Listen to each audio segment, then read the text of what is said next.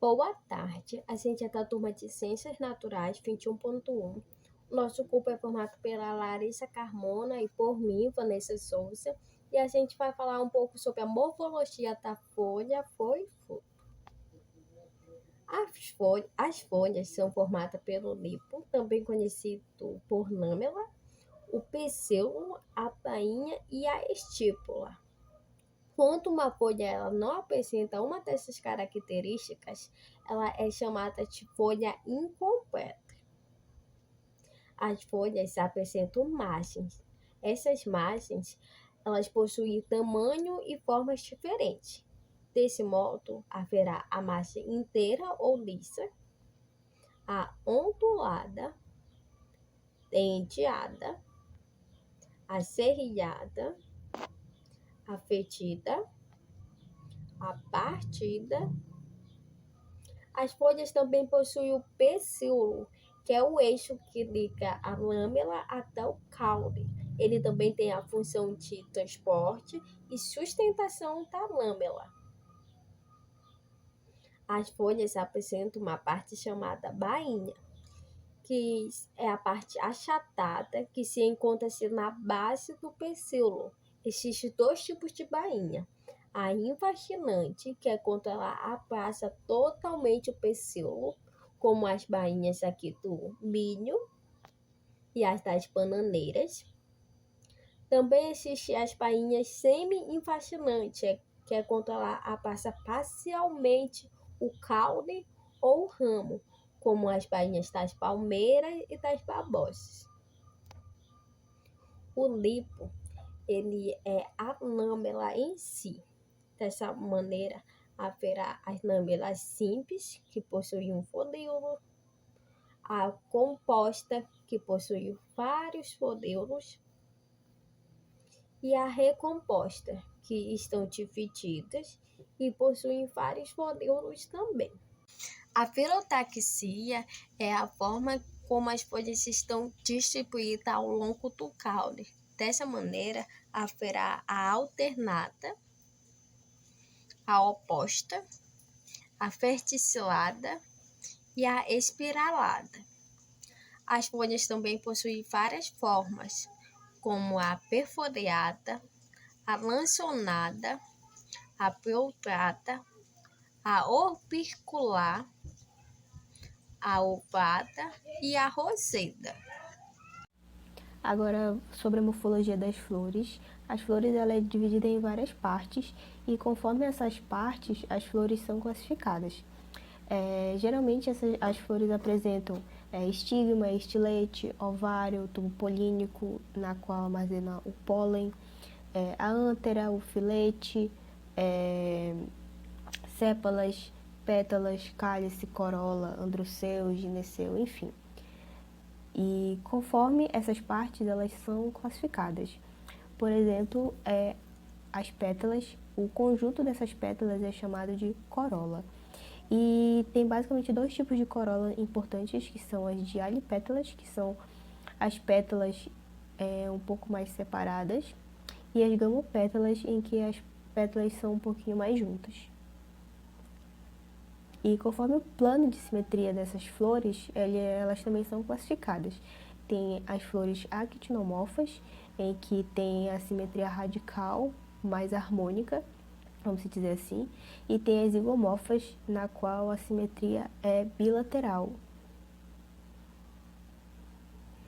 E conforme a quantidade de pétalas dessas flores, ela também pode ser classificada. Tem a flor crucífera, que são 4 pétalas iguais dispostas em formato de cruz, por exemplo. As flores rosáceas, que são 5 pétalas dispostas de forma circular.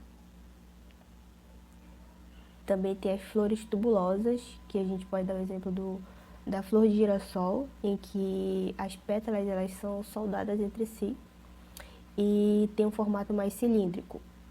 As flores campanuladas, que assemelham-se a uma campainha, cujo tubo se alarga, ou seja, parece um tubozinho, e nas pontas das bordas das pétalas elas são um pouquinho mais abertas.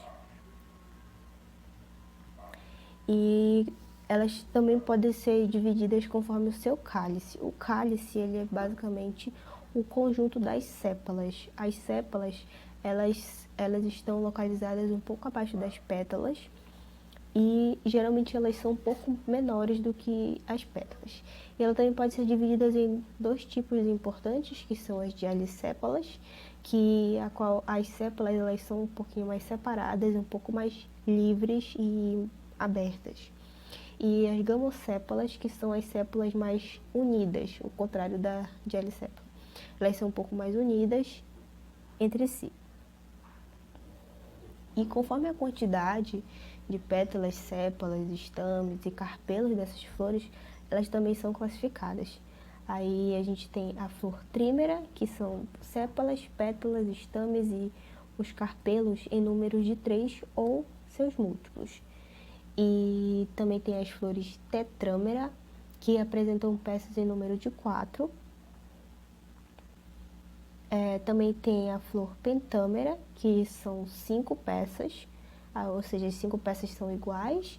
E as flores assimétricas, que o próprio nome já diz, são flores com que não tem plano de simetria, ou seja, as pétalas, sépalas, estames e carpelos, eles são desordenados. Conforme a posição do ovário dessas flores, ela também pode ser classificada em 3 tipos basicamente, que são as flores hipógenas, em que essas peças florais elas estão abaixo do ovário em um receptáculo plano ou conexo e pode ser chamado de ovário súpero.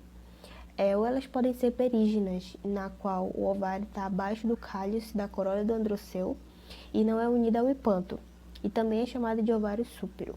Ou elas podem ser epígenas, na qual o ovário está abaixo do cálice da corola do androceu e não é fundida em nenhum hipanto, e pode ser chamada de ovário ínfero. Conforme a posição do ovário dessas flores, ela também pode ser classificada em 3 tipos basicamente, que são as flores hipógenas, em que essas peças florais elas estão abaixo do ovário em um receptáculo plano ou conexo e pode ser chamado de ovário súpero. Ou elas podem ser perígenas, na qual o ovário está abaixo do cálice da corola do androceu e não é unida ao hipanto, e também é chamada de ovário súpero. Ou elas podem ser epígenas, na qual o ovário está abaixo do cálice da corola do androceu e não é fundida em nenhum hipanto, e pode ser chamada de ovário ínfero. Falando um pouquinho da morfologia dos frutos, eles geralmente são formados pela semente, o caroço, o entocarmo, o exocarmo e farinha.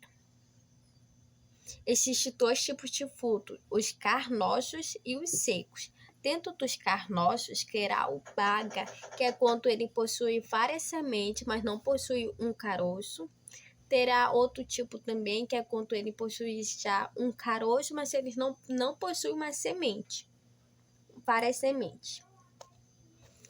Aí terá 2 tipos de frutos secos, os tisentes, que eles se rompem quando estão maduros, como o feijão, e os inticentes, que eles não se rompem quando estão maduros, como o milho. E também terá o aquênio, que ele possui uma semente fixada na sua parede.